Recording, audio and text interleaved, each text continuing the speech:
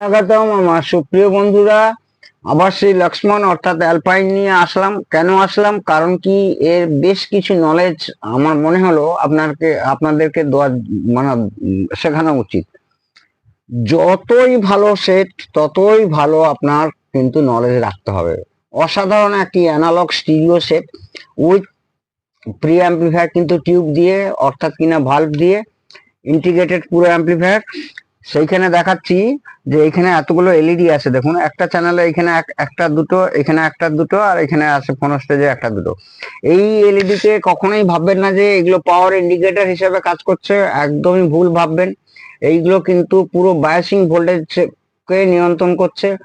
এই লালের জায়গায় যদি আপনারা ব্লু বা গ্রিন লাগিয়ে দেন, তার কিন্তু লাল ব্লু বা গ্রিন জ্বলার জন্য যে অ্যাম্পেয়ার দরকার, মিলি অ্যাম্পেয়ার দরকার, সেইটা কিন্তু লালের ক্ষেত্রে অনেক কম মিলি অ্যাম্পেয়ার দরকার। অর্থাৎ লালের আপনারা ভুলেও কোনোদিন যদি ভাবেন যে এইখানে এলইডিটা জ্বলছে না, আমি একটা লালের জায়গায় ব্লু বা সবুজ লাগিয়ে দিই, খুব ভুল করবেন। লালই লাগাতে হবে, কারণ এর জ্বলার উপরে ডিপেন্ড করছে পুরোটাই। এই সার্কিটটা পুরো এই সার্কিটটা পুরো বায়াসিং ভোল্টেজ নিয়ন্ত্রণ করছে।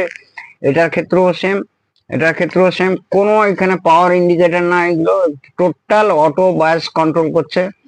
সুতরাং এলইডিটা কখনো বেশি বা কম জ্বলতে পারে, বায়াসিং ভোল্টেজের উপরেই ডিপেন্ড করছে। বারবার এটা একটা না পারা সেট, অন্য লোকে এর আগের ভিডিওতেও বলেছি, বারবার বলছি, এই যে মসফেট দুটো যতবারই লাগাবেন ততবারই উঠবে। হয়তো 10-15 মিনিট বাজার পরে আবার সঙ্গে সঙ্গে জ্বলে যাবে, এখানে ফিউজ উড়ে যাবে। তার একটাই কারণ, আপনারা বায়াসিং ভোল্টেজ ঠিক করছে না। বায়াসিং ভোল্টেজের জন্য এখানে যে গেট ড্রেন সোর্স আছে, এই গেট ড্রেন আর সোর্সের জন্য এই প্রিসেট নিয়ন্ত্রণ করতে হবে আপনাকে।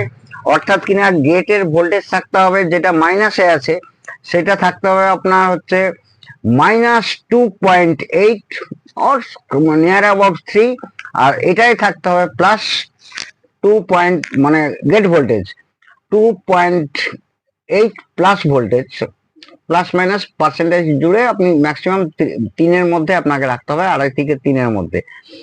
এইগুলো সবগুলোই কিন্তু মসফেট IRF, একটা পি চ্যানেল, একটা এন চ্যানেল, যার নাম্বার কিনা 240, আর একটা নাম্বার হচ্ছে 9240। ঠিক আছে বন্ধুরা, এইভাবে আপনাদের জ্ঞান, সত্যিকারের যদি ইলেকট্রনিক্সের জ্ঞান থাকে, তাহলে এই ভালো সেটগুলো নেবেন। না হলে অযথা এই সুন্দর সেটগুলোকে আমাদেরকেই বলবো, কারণ দোষ আমাদেরও, আমাদের মানে একে নষ্ট করার কোনো অধিকারই নেই। একটা ভালো সেটকে নষ্ট করার কোনো অধিকারই নেই।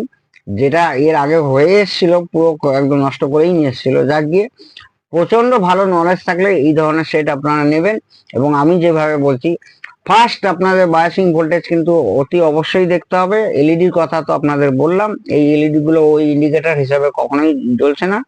আর কি বলবো, একটা অসাধারণ 80+80। আচ্ছা বন্ধুরা, একটা অন্য প্রসঙ্গে একটু কথা বলছি, যে অনেকেই আমাকে কমেন্টস বলছেন যে আপনি মুখ দেখান, দেখতে পাচ্ছি না। কেউ বলছে ঢাক পেটাচ্ছি বেশ করছি, আমার ক্ষমতা আছে আমি পেটাচ্ছি, সেটা নিয়ে কথা না। আপনারা যখন রেডিও, এটা একটি সিরিয়াল ক্লাস চলছে না কোনে দেখা চলছে, আমাকে দেখা নিয়ে কি আছে? আমার কাজ দেখুন, আমাকে দেখতে হলে আমার ল্যাবে আসুন। রেডিওতে যখন নাটক শোনেন আপনারা, কি অসাধারণ শ্রুতি নাটক আপনারা শুনতে পান, তখন কি আপনারা চিন্তা করতে পারেন যে ওই নায়ককে দেখতে পাচ্ছি না, নায়িকাকে দেখতে পাচ্ছি না, আরো আনুষঙ্গিক যারা অভিনয় করছেন তাদেরকে দেখতে পাচ্ছি না, কিন্তু একটা ভালো রেডিওতে নাটক হলে আমরা কিন্তু স্পষ্ট সিনেমার থেকেও বেশি দেখতে পাই যে এই নায়কটা বোধহয় এইরকম, তো এই নায়িকা বোধহয় এইরকম, এর চরিত্রটা অসাধারণ লাগছে। সেইভাবে আপনারা বুঝে নিন দিবঙ্গতা কেমন দেখতে হবে কি না দেখতে হবে। দেখাটা নিয়ে আপনাদের কি প্রবলেম? আপনি কি পাচ্ছি সেটা নিয়ে দেখুন। আর সবচেয়ে বড় কথা, দেখার যদি অতই শখ, তো আমার ল্যাবে আসুন, আমার ল্যাবও দেখে যান, আমাকেও দেখে যান। নমস্কার, ভালো থাকবেন। জয় হিন্দ, জয় ভারত।